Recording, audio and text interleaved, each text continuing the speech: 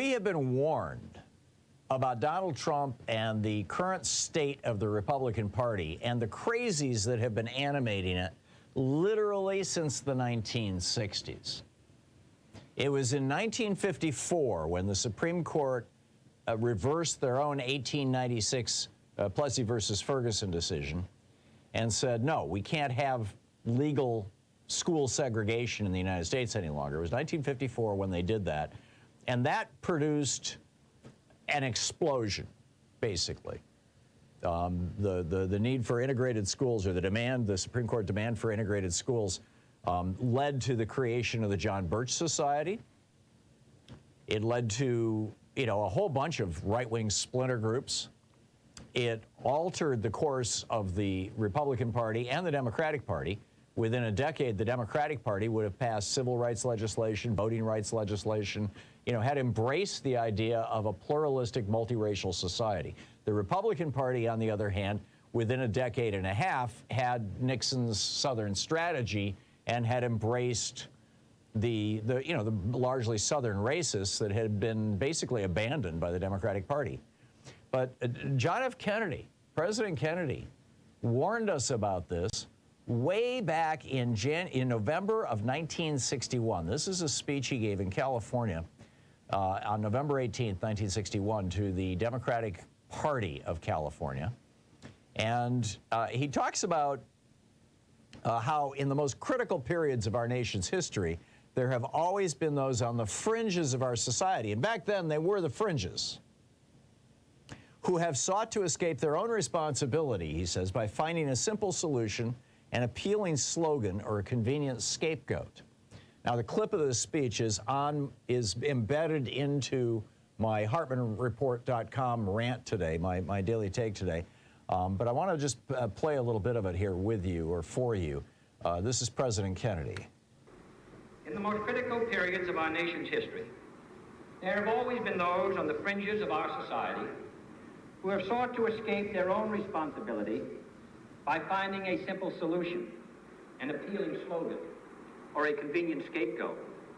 And then he goes on to talk about basically groups like the Klan and the Birchers, talking about how the discordant voices of extremism are once again heard in the land. Keep in mind, this was 1961. This was John Kennedy looking at the John Birch Society that had been so generously funded in part by Fred Koch. Financial crises could be explained by the presence of too many immigrants or too few greenbacks. War could be attributed to munition makers or international bankers. See, he's describing the conspiracy theories of the day. Peace conferences failed because we were duped by the British, or tricked by the French, or deceived by the Russians. And then he continues. At times, these fanatics have achieved a temporary success among those who lack the will or the wisdom to face unpleasant facts or unsolved problems. But in time, the basic good sense and stability of the great American consensus has always prevailed. Now we are face to face once again with a period of heightened peril. The risks are great, the burdens heavy, the problems incapable of swift or lasting solution. And he continues here to talk about how these right-wing crazies, the demagogues within the Republican Party, and back then, I mean, this was, Joe McCarthy was still around, right? He'd been kind of discredited, but not terribly. Here we are, 1961. And under the strains and frustrations imposed by constant tensions and harassment, the discordant voices of extremism are once again heard in the land. Men who are unwilling to face up to the danger from without are convinced that the real danger is from within. See, they're telling us, oh, the bad guys, it's not the Russians, it's us, it's those black people, it's those liberals, it's those Democrats. Didn't you know that Democrats are promoting communism? John Kennedy continues, President Kennedy. They look suspiciously at their neighbors and their leaders. They call for a man on horseback because they do not trust the people. And they got their man on horseback. His name was Ronald Reagan. They find treason in our churches, in our highest court, in our treatment of water. They equate the Democratic Party with the welfare state, the welfare state with socialism, socialism with communism.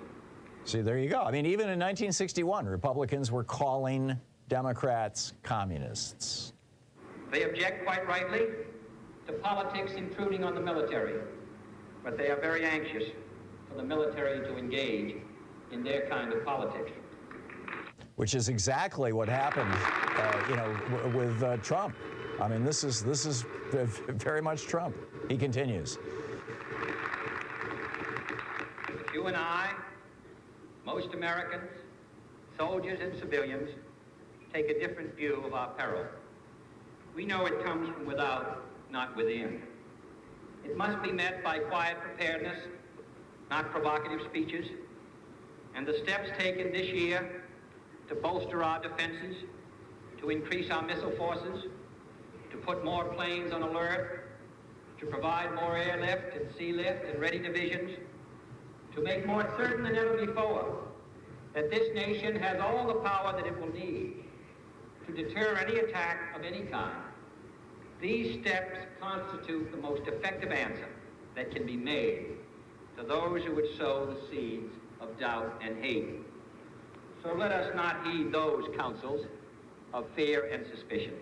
Yes, let us not heed those counsels of fear and suspicion. We've got bigger fish to fry, right? We got to deal with the Soviet Union and Cuba and all this kind of stuff. Is essentially what he's saying, and he wraps it up, just clearly nailing this down.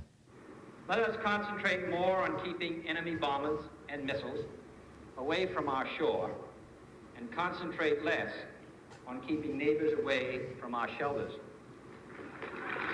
We're keeping neighbors away from our shelters. He was talking about bomb shelters. Let us devote our energy to organizing the free and friendly nations of the world with common trade and strategic goals, and devote less energy to organizing armed bands of civilian guerrillas that are more likely to supply local vigilantes than national vigilance. Armed bands of civilian guerrillas. Vigilantes. I mean, you get this, right? I mean, this is John Kennedy. Let our patriotism be reflected in the creation of confidence in one another rather than in crusades of suspicion. Let us prove that we think our country great by striving to make it greater. And above all, let us remember, however serious the outlook, however harsh the task, the one great irreversible trend in the history of the world is on the side of liberty. And we, for all time to come, are on the same side. There you go.